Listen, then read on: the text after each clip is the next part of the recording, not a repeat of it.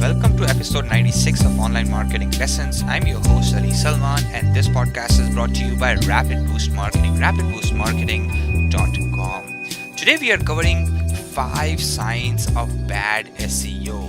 So if you're doing 5 of these things, technically you're hurting more than helping yourself. Number 1, website not being mobile responsive. Very important, because Google right away will give you a negative check mark if you are not mobile responsive. Second thing is no HTTPS.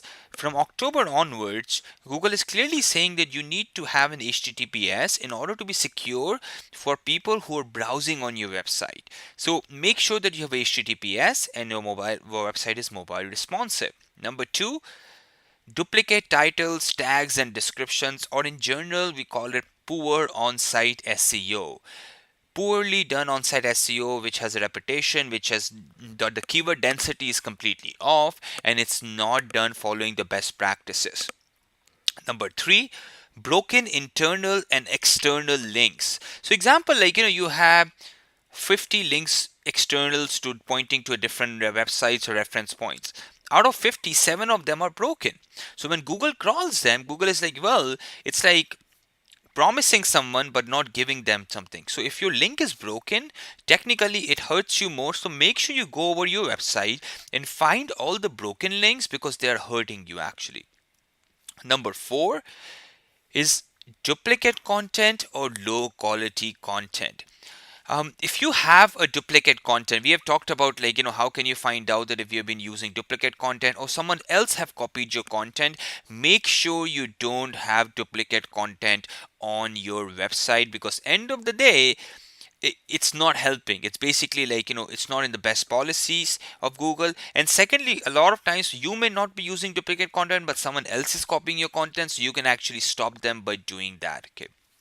And low quality content. A lot of times people offer low quality content. I call that gibberish, right? So if you're doing that right on your website, don't do that, because end of the day, as I said, it's actually hurting you than helping you more.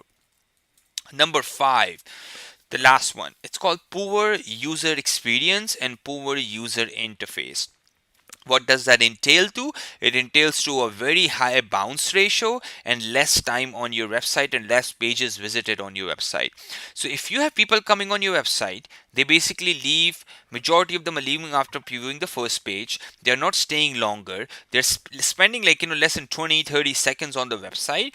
That means technically they are the content on the user experience you are engaging them with is not good. Maybe your website is slow in loading. It could be that on mobile it's not coming across properly. Although it's optimized, it's actually mobile responsive, but it's not opening up properly. So if it has a bad user experience and bad user interface, it's not helping your website to rank well on Google. So pay attention to these 5 things, and make sure they are not part of your SEO strategy, because if they are part of your SEO strategy, end of the day, they are hurting you more than they are helping you out. And all of these are non-negotiables. So you cannot just get away with them. You should stop doing them. Basically, in a simple words. I'll catch you tomorrow bright and early in episode 97 of Online Marketing Lessons. I'm your host Ali Salman, and this podcast is brought to you by Rapid Boost Marketing, rapidboostmarketing.com.